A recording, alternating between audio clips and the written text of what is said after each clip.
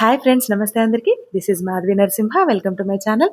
ఇప్పుడు నేను చూపించబోయేది సాక్షాత్తు ఆ సీతారాములు వనవాసంలో కొలువై ఉన్న పర్ణశాల అండి. ఈ పర్ణశాల దగ్గర అంటే సీతమ్మ వారు ఒక 5 రోజులు వనవాసం టైంలో పర్ణశాల గుడి దగ్గర నుంచి దూరంగా ఉన్నప్పుడు ఇక్కడ నివసించేవాళ్ళంట.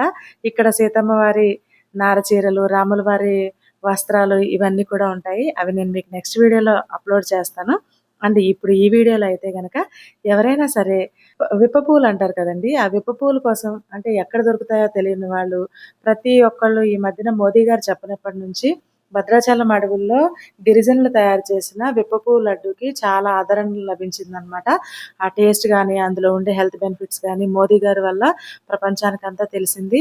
అండ్ ఇప్పుడు అందరూ కూడా విప్ప పువ్వు లడ్డూని బిజినెస్ లాగా కూడా వాళ్ళు ఫుడ్ బిజినెస్ చేసేవాళ్ళు కూడా ఎక్కడ దొరుకుతాయా అని చూస్తారు కదా!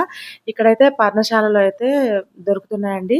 ఈ అడవిలో ఉండే గిరిజనులు వీటన్నిటిని సేకరించి, ఎండబెట్టి ఇలా తీసుకొచ్చి అమ్ముతున్నారనమాట. ఈవిడ కొలిచే ఒక డబ్బా వచ్చేసి రూ. 40 40. నేనొక 10 డబ్బాలు తీసుకున్నానండి. ఈవిడైతే నేనసలు బేరం అడగకుండా తీసుకునేసరికి భలే హ్యాపీగా ఫీలయ్యారు. అండ్ నెక్స్ట్ ఇప్పుడు చూపిస్తున్నాను కదండీ! అక్కడే సీతమ్మ వారి నారచీరలు, ఆనవాళ్ళు అవన్నీ ఉంటాయన్నమాట.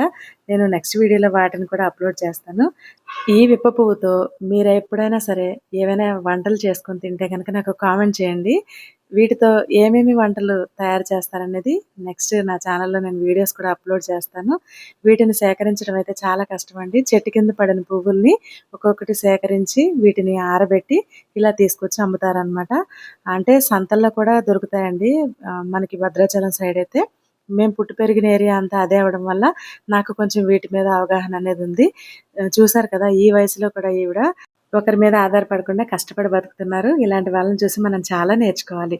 వీడియో నచ్చితే లైక్ చేయండి. Follow for more videos. Thank you for watching.